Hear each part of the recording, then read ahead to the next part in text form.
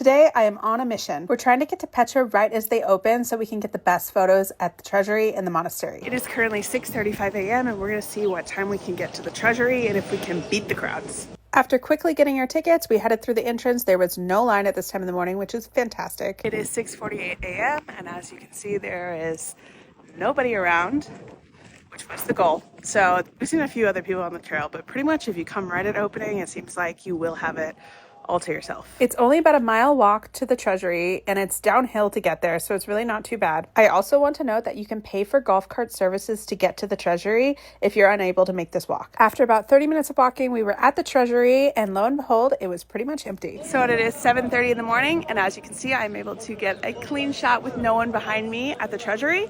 There are people here, but overall it is not busy and I totally recommend coming right when they open.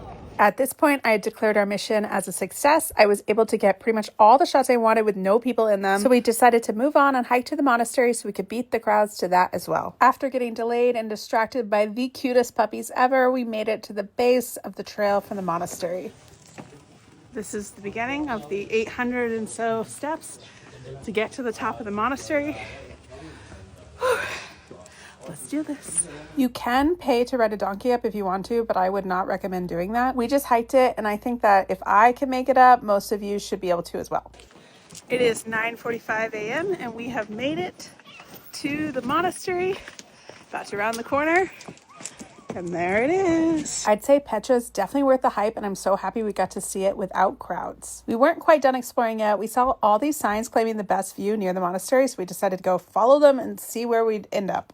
Okay, so supposedly the echo goes really far out. So on three, we're gonna shout hello. 1, 2, 3. Hello!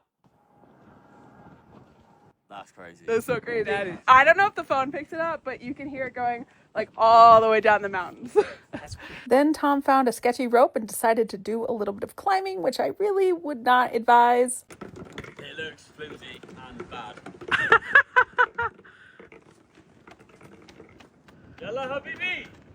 You won't catch me scrambling down these rocks, but I will admit the view is pretty dang good. So yeah, definitely don't miss those sketchy signs of the monastery. They were not lying. The view was great. Overall, we ended up hiking more than 10 miles at Petra, and I feel like we barely scratched the surface, so you best believe I will be back.